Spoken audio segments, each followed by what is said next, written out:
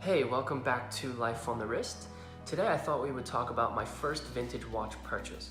It took me a while to research and buy it, but I was really happy once I received it, and it's still in my collection today and one of my favorite pieces that I'll ever come across, no matter what price point.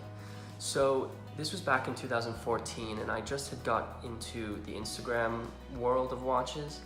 I was following various pages and kind of roaming through the hashtags, and I came across one watch that really changed watches for me, and that was the Rolex Submariner 116619.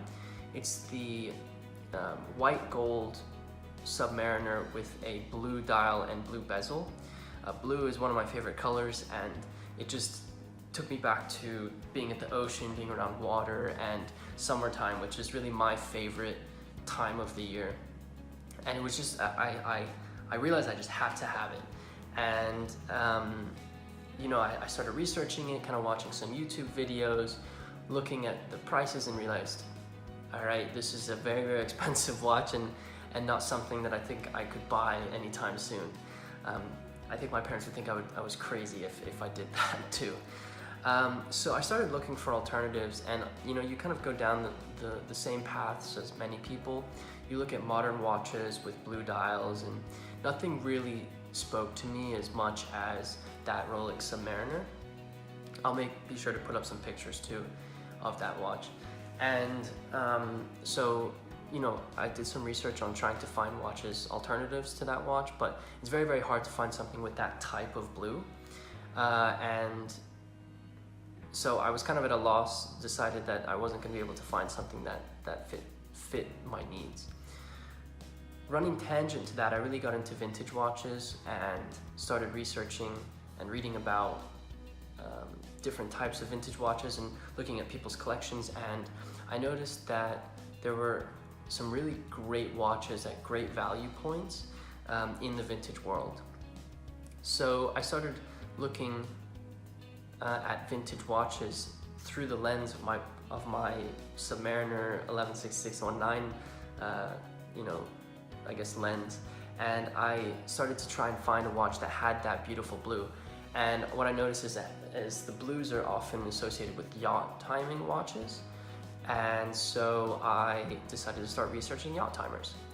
So there was some really great articles that kind of wrote about the history of yacht timers and the competition that went through different pieces, between like the Tag Heuer yacht timer and then some Lamania based movements that were made. And I stumbled across a watch called the Memosail. It was a watch from the 70s, and it was supposed to directly compete against the Tag Heuer, or I guess the Heuer Aqua Racer at the time. And so I found this piece and started researching it, and I really loved two components of it. I really liked the look of it, and I really liked the complication. So they basically took a valjoux movement and adjusted it so that it basically fit the needs of the yacht timer. And it was a really cool story. There was a really great article. I'll put the link in the description because it's where I get most of my information on the Memosail.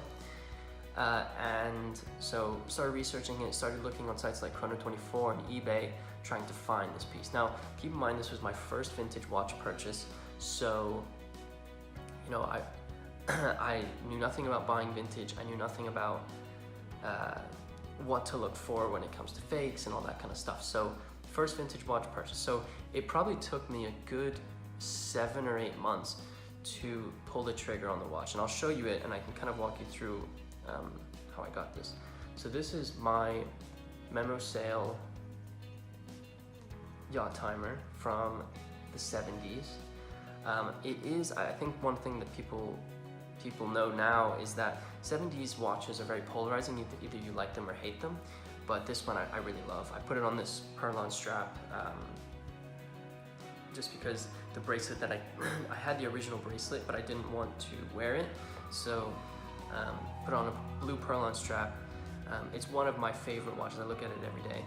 But basically, I what I did was I compared pictures from the internet of this watch to pictures that people took on eBay. And a lot of the times I ask people to send me more pictures, which I think is something that you should always do when buying vintage watches. I also, asked about service history and original owners and stuff like that. I'll put a link in the description to our blog about the story behind this one.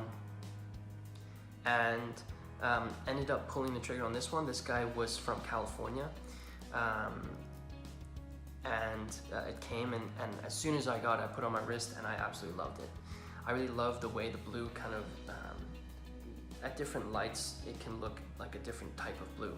So at some angles and with some type of light exposure, it'll look a lot brighter. In darker days, it looks a little bit darker, but absolutely beautiful. I don't think I'll ever not have a Memosail in my collection. This was a very nerve-wracking purchase for me because I hadn't put down that much money on watches ever, and being that it was vintage, I didn't know what to expect because it could have been broken or could have been worn, but really is beautiful. This is a gold-plated case. It's a gold-plated case. Unfortunately, some of the gold plating is coming off, but that's to be expected, and if I'm completely honest, I'm not really looking at the case as much as I am looking at the dial. So it has that 10-minute counter that when you start the chronograph, it turns 30 seconds, which is actually the modification was so that the chronograph mechanism was given an extra tooth, so that when it hits the 30 second mark, the inner disc moves, and then when it hits the 60-second mark, the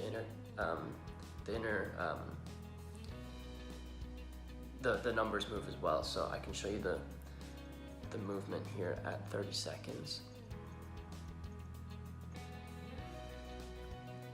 So that was a half turn, and then once it gets to 60, it'll do it another half turn, and that will be 1 minute gone.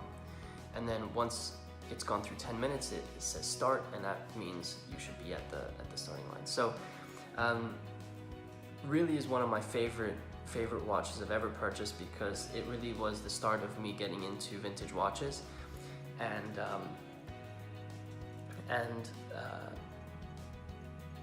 luckily I wasn't hurt by my first vintage watch purchase. There are a lot of stories where people buy their first vintage watch and it doesn't really go as they wanted it to, but I guess the watch gods were looking down on me, helping me to pick the right watch. So that was my story of my first vintage watch. I hope you guys enjoyed it. If you wouldn't mind subscribing and giving us a thumbs up, that'd be great. And on that note, I hope you guys have a nice rest of your day.